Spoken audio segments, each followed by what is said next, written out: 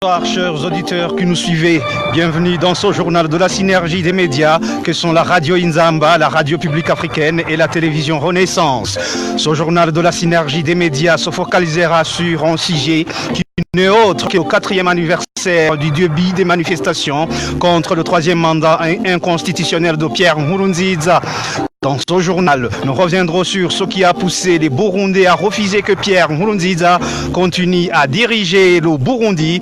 Nous reviendrons sur les abus et exactions commis par les forces de l'ordre qui en ont suivi, l'apport de la communauté internationale pour le retour de la paix et les propositions des uns et des autres pour mettre fin au conflit burundais. Ce journal de la synergie des médias vous sera présenté par Josine Kadze et moi-même Janvier Ninina Hazoué. La mise en onde est assurée par Jospin Douimana et la prise d'image par Jean-Pierre Nifachigé.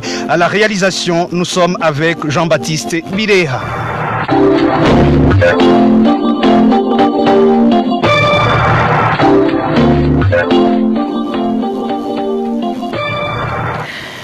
Bonsoir à toutes et à tous. En 2015, les contestataires du 3e mandat de Pierre Nkurunziza voulaient éviter le retour des crises intestines au Burundi.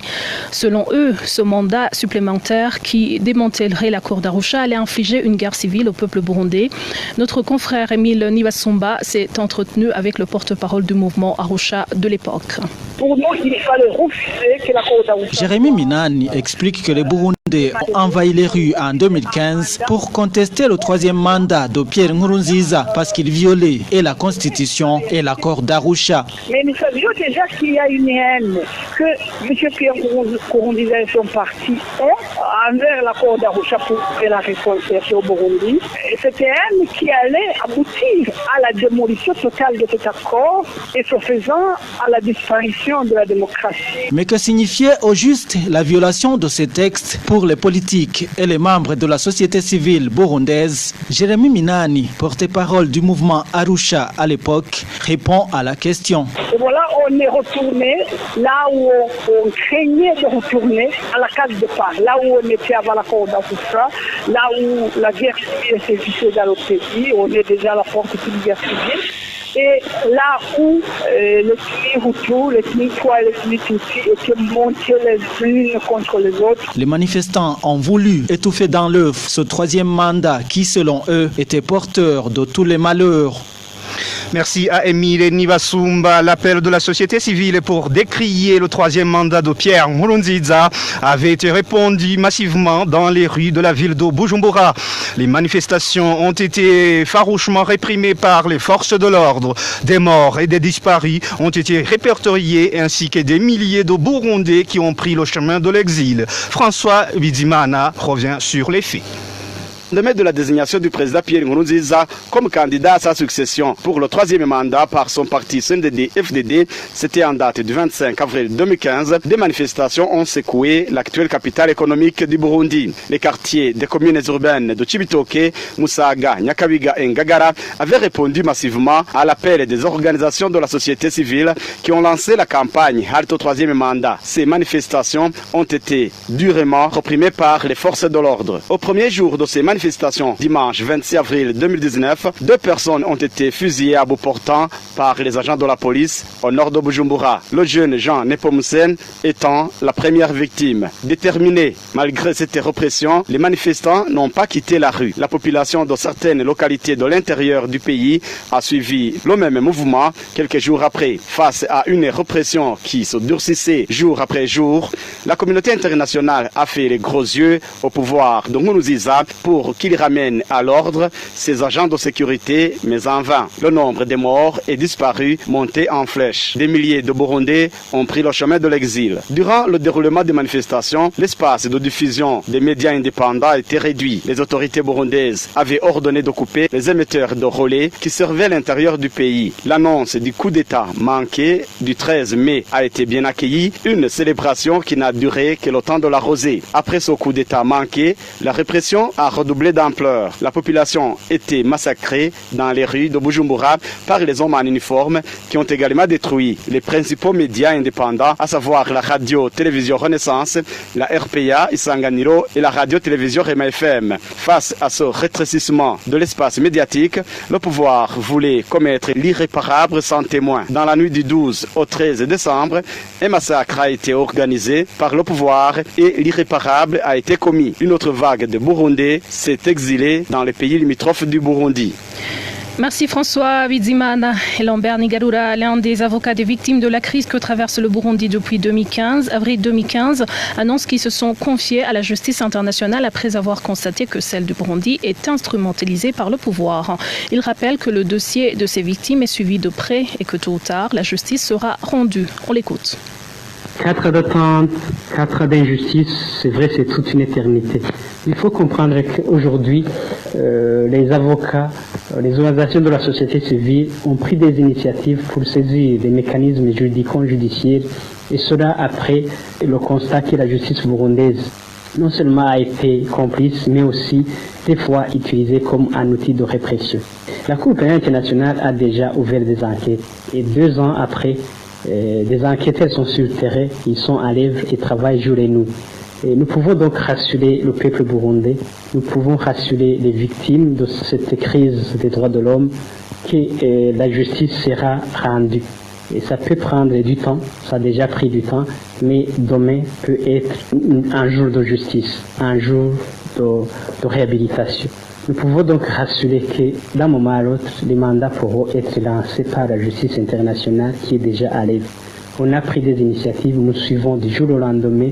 Et les enquêteurs ont toutes les informations nécessaires, ils ont vérifié, ils avaient pris le temps de vérifier les informations, de faire une analyse comparative des informations collectées par rapport à la réalité. C'était Maître Lambert Nigarura. L'Union africaine et les partenaires internationaux semblent avoir échoué à enrayer la crise au Burundi.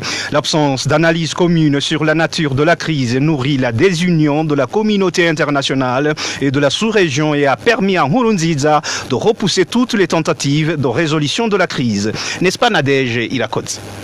Dès le début de cette crise, l'Union africaine a exprimé sa détermination à assumer pleinement ses responsabilités en tant que garante de l'accord de paix et de réconciliation d'Arusha de l'an 2000, dont le but est de garantir la paix et la démocratie au Burundi. À plusieurs reprises, le Conseil de paix et de sécurité de l'Union africaine a rappelé sa préoccupation face aux menaces sérieuses que la situation faisait peser sur la paix et la sécurité au Burundi, mais aussi pour les implications graves qu'elle pouvait avoir sur la région. À la suite de la recrudescence des violences en novembre et décembre 2015, le Conseil de paix et de sécurité avait voté le 17 décembre l'envoi d'une force de 5000 hommes sous le nom de Mission africaine de prévention et de protection au Burundi, MAPROBU en sigle. Cependant, le gouvernement burundais s'était déclaré hostile au déploiement de la MAPROBU, menaçant de la considérer comme une force d'invasion et d'occupation et se réservant, dans ce cas, le droit d'agir en conséquence. Par conséquent, le Conseil de paix et de sécurité avait décidé le 29 janvier 2016 de surseoir à toute intervention militaire dans les médias, choisissant de privilégier le dialogue politique inclusif.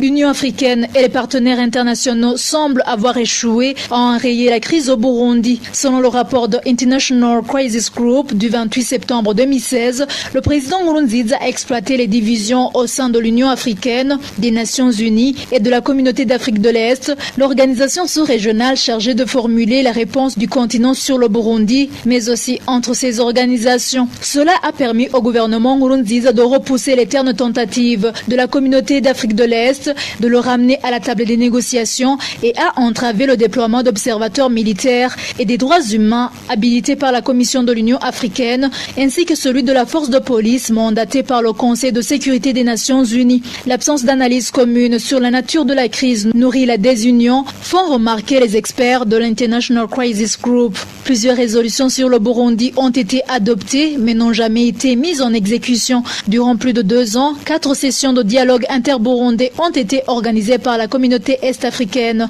Le round, présenté comme le dernier par Benjamin William Mkapa et qui s'est tenu en l'absence du gouvernement et de l'opposition en exil, a duré 2 semaines et a finalement accouché d'une souris. Pour cause, les positions étaient irréconciliables, les partis refusant même de s'asseoir ensemble. Parmi les points de divergence, la question de la révision de la Constitution que Gitega a engagée. Après cette session, le facilitateur Mkapa a remis son rapport de fin de facilitation à ses mandants, les chefs d'État de l'EAC. Depuis cet échec cuisant d'Arusha, rien ne filtre sur d'autres tentatives de rapprochement des partis en conflit.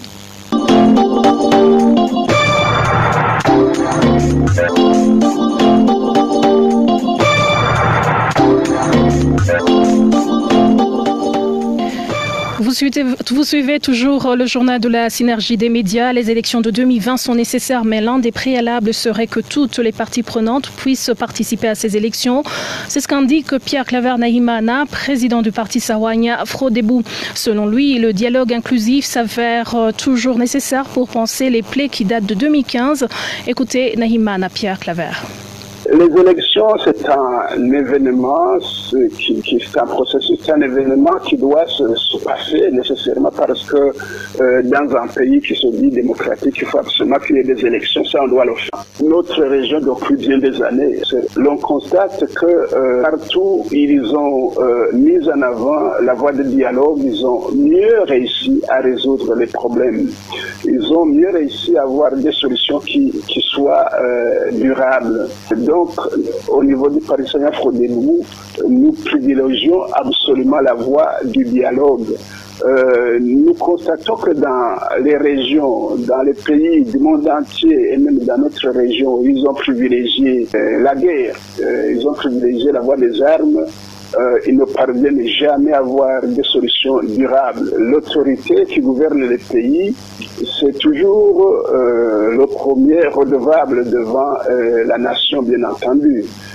Lorsqu'il y a des difficultés dans un pays, ils sont les premiers redevables. C'est-à-dire qu'on doit demander des comptes, les premiers, c'est comme ça que ça se passe dans le monde entier. Tassien Sibomana du parti UPRONA non reconnu par le ministère de l'Intérieur propose quant à lui de vider le contentieux électoral de 2015 avant de procéder aux élections de 2020. Il y en a qui confondent élection et démocratie. Ce n'est pas vrai parce que les élections est une des étapes vers la démocratie. Mais les élections qui sont préparées de façon unilatérale, les élections qui sont préparées sur base des lois et règlements qui excluent les uns, qui traitent de façon inégale et inéquitable les citoyens d'un même pays, et ce ne sont pas des élections qui vont trouver les solutions aux problèmes qu'ont causé justement les élections de 2015. Alors, la meilleure stratégie, c'était justement de vider d'abord le contentieux électoral de 2015, et cela via le dialogue que nous avions commencé à Arusha. Et cela devait justement nous amener à des lois consensuelles et concertées, des lois qui permettraient justement des élections libres, inclusives, démocratiques et paisibles, qui nous conduiraient finalement à des solutions durables aux problèmes qui sont posés depuis la crise de 2015. Et de son côté, Jean Bosco Ndaïkengloukié, le président du parti KZFDD, indique que les élections organisées par Nkurunziza n'augurent rien de bon. Pour lui, le plus urgent est d'organiser un dialogue inclusif qui aboutira à la longue à des élections libres, inclusives et transparentes. On l'écoute. C'est carrément impossible parce que ces élections, non seulement elles interviendront après celle de 2015 qui était contestée, auquel vous avez participé, et surtout après l'échec des négociations qui était en cours initié par la sous-région, et surtout après avoir enterré l'accord d'Arusha, il est à cause de 2005, qui pouvait constituer les bases de négociations pour restaurer l'accord d'Arusha et l'appliquer et résoudre la crise qui s'est installée depuis 2015. Donc, rien ne viendra comme solution des élections que Nkurunziza et son pouvoir ont mis en place, en mettant en place un mécanisme politico-juridique qui exclut une grande majorité des opposants.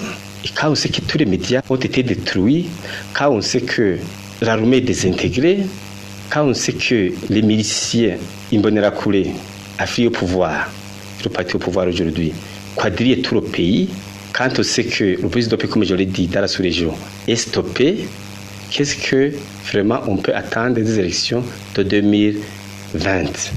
Les gens devraient d'abord se poser la question de savoir pourquoi est-ce que Nkurunziza a changé la constitution. Donc, il a changé la constitution pour organiser les élections de 2020, que le CNDD va gagner et quel CNDD, quel système va continuer à le protéger pour qu'il ne soit inquiété par les personnes. Donc, c'est tout un mécanisme qu'il a fait unilatéralement pour se maintenir au pouvoir.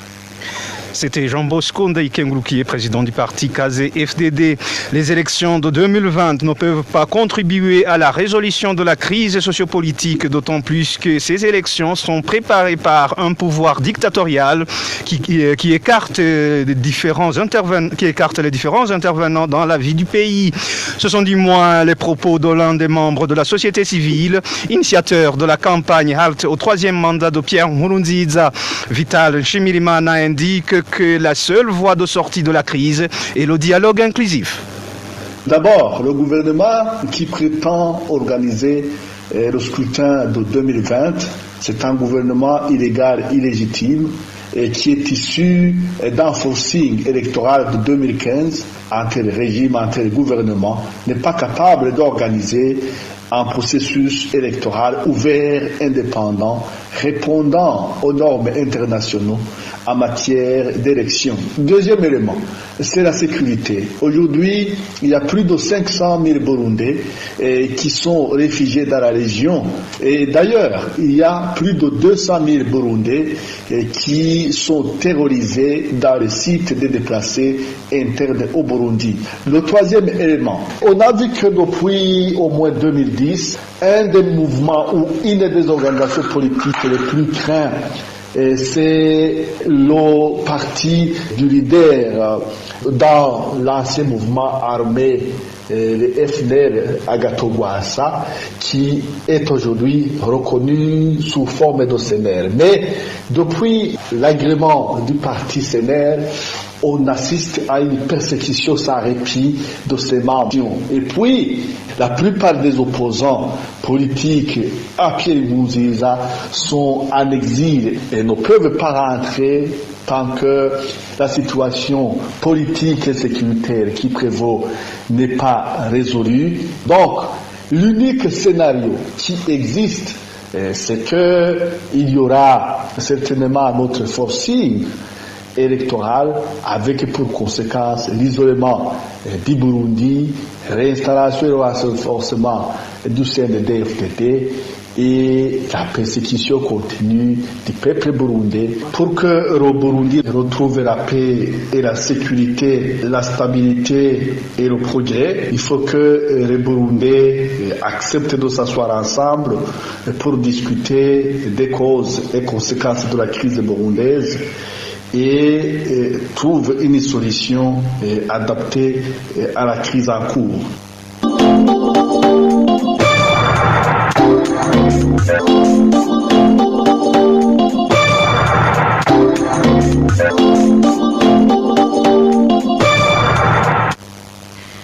Les Burundais qui sont au pays doutent de la crédibilité des élections de 2020 dans la mesure où elles sont organisées par un parti unique qui est au pouvoir. Selon eux, les élections pourraient avoir lieu après le retour des politiciens en exil. Suivez plutôt certains Burundais qui se sont entretenus avec notre confrère Emmanuel Niyongeku. Moi, je suis l'un des habitants de la ville de Bujumbura. Les élections dans notre pays ne sont pas nécessaires dans la mesure où, depuis la crise de 2015, le pouvoir en place n'a cessé de violer les droits de la personne humaine, des arrestations arbitraires et disparitions forcées, des membres des partis de l'opposition et ceux de la société civile. Concrètement, la CENI est réellement un instrument du pouvoir. Ce qui est urgent aujourd'hui, ce sont des négociations inclusives pour préparer des élections libre et transparente. Si nous essayons d'analyser la situation, nous qui sommes au pays, nous estimons que les élections ne sont pas possibles. Élections avec qui? Quelles sont ces élections qui peuvent être organisées alors qu'on entend toujours des policiers qui arrêtent des personnes pour ensuite les retrouver sans vie? Alors, ce sera des élections de quel genre? De surcroît, les membres de l'opposition ont fui le pays. Donc, il n'y a pas du tout de la démocratie. Le préalable est de recouvrer d'abord la stabilité du pays, ce qui favorisera le retour des réfugiés.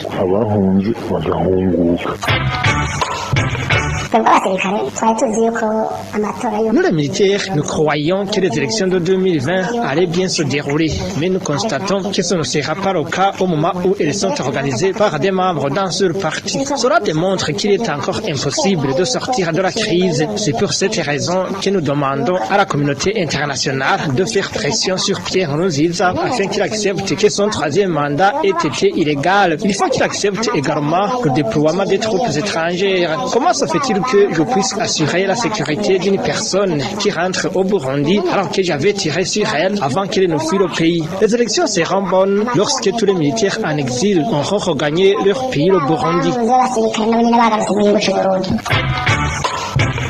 Les élections de 2020 n'augurent pas vraiment la paix pour le peuple burundais parce que piloté par le même président qui a pris le pouvoir par force, et il ne peut jamais organiser des élections paisibles parce que, encore une fois, les tendances c'est de se maintenir au pouvoir éventuellement. Donc le mal reste. Je suis vraiment loin de penser que les élections de 2020 pourraient apporter la paix au Burundi, une paix qui rassure tout le monde.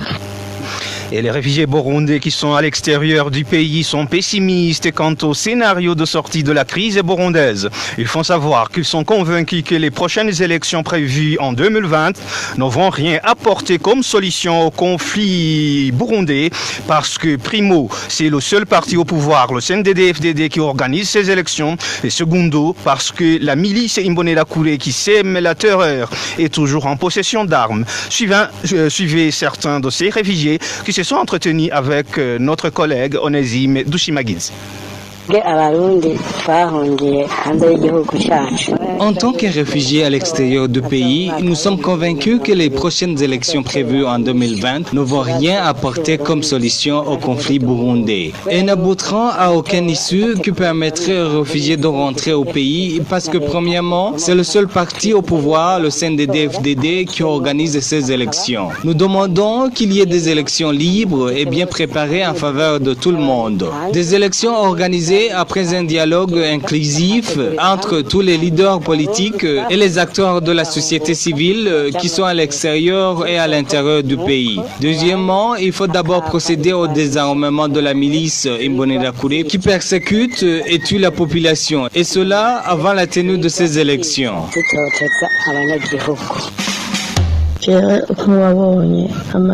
Moi, en tant que victime des atrocités qui ont endeuillé le Burundi, je ne rêve même pas de rentrer au pays aussi longtemps que Pierre Nkurunziza et ses bourreaux, dont sa milice Imbonerakure, certains policiers et ses agents du service national de renseignement seront toujours là.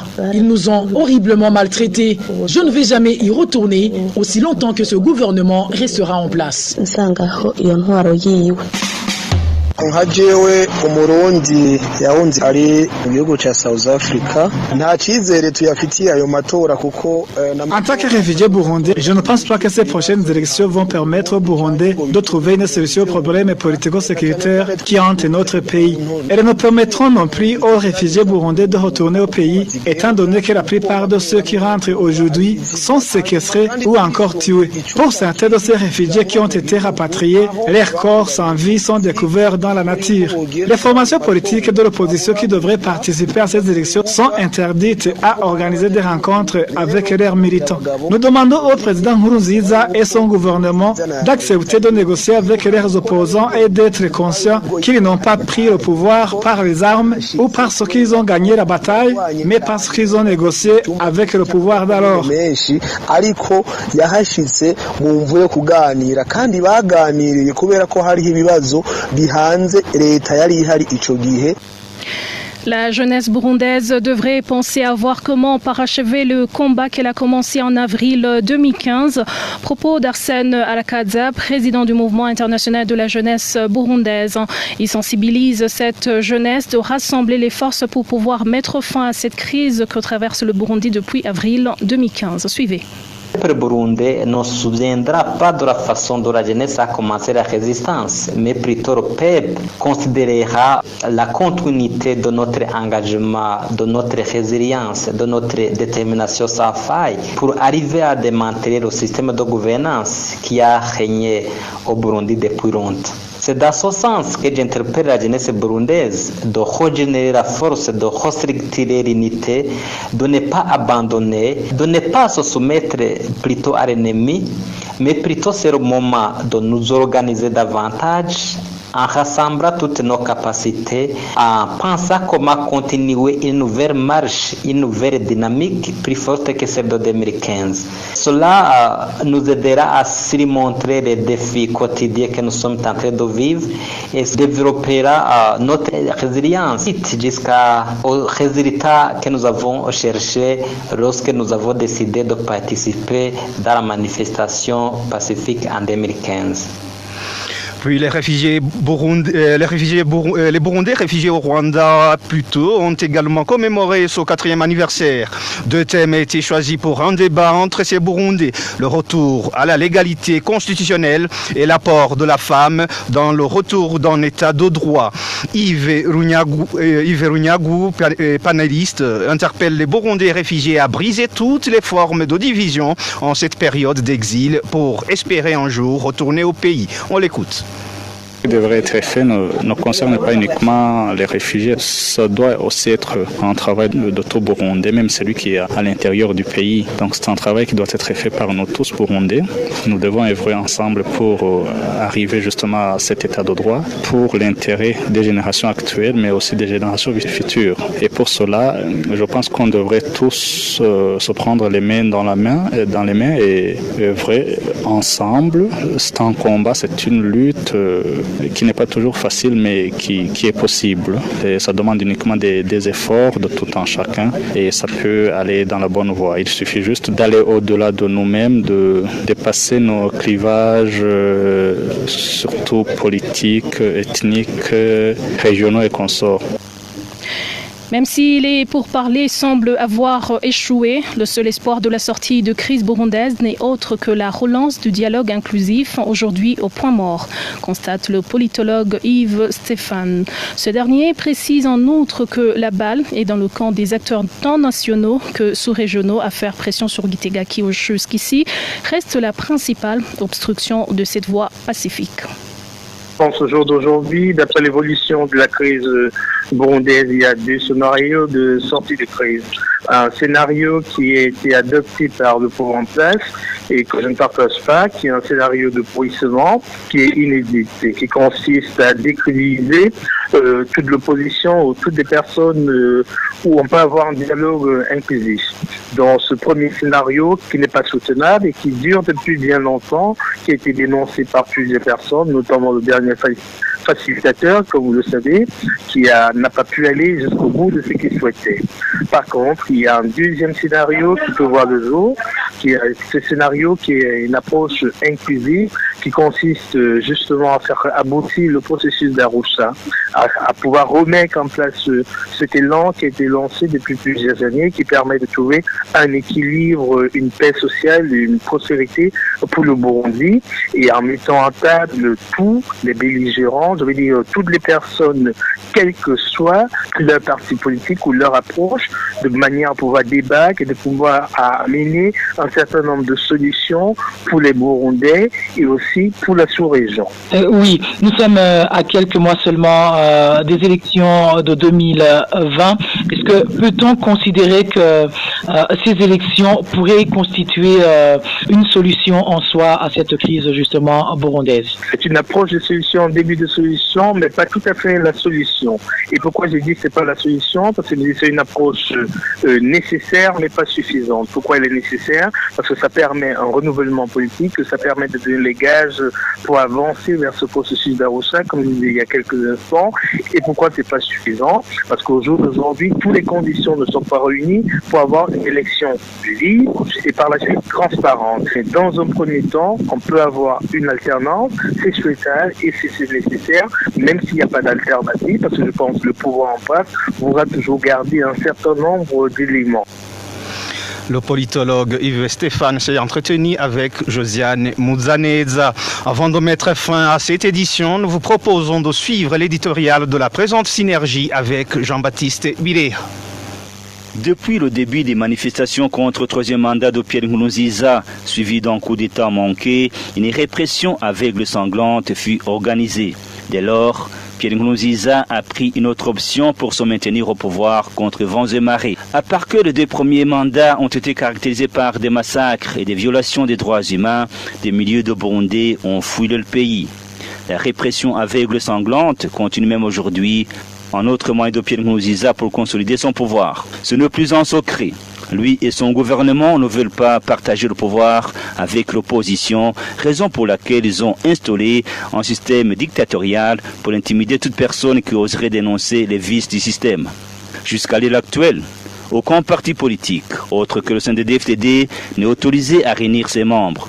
Tout cela pour phagocyter les idées divergentes qui risquent d'avoir un écho favorable au sein de la population burundaise. Ce qui passe outre est sauvagement puni, voire tué, comme l'a annoncé publiquement très récemment le commissaire provincial de la police à Muyinga, Libogola, actuellement libre comme le vent, alors qu'il devrait répondre à ses actes. Ce qui traduit de facto la complicité de la justice burundaise, aujourd'hui instrumentalisée par le pouvoir. Une autre stratégie pour rester au pouvoir sans dérangement, certaines stations des radios privées ont été détruites aux yeux du public. Les radios internationales comme la BBC et la Voix d'Amérique ont été fermées. Conséquence, la population n'a plus de canard pour exprimer sa souffrance. Les richesses minières profitent à Nkurunziza et ses acolytes, alors que le peuple plonge dans une misère indescriptible. Il y a donc 4 ans, le peuple s'était exprimé contre le troisième mandat. Des gens ont fui leur pays et leurs biens. Une situation qui a permis à Pierre Nkurunziza et son gouvernement de se maintenir au pouvoir et piller le pays sans scrupule. Dans les jours à venir, ils vont descendre dans tout le pays pour chercher des voix,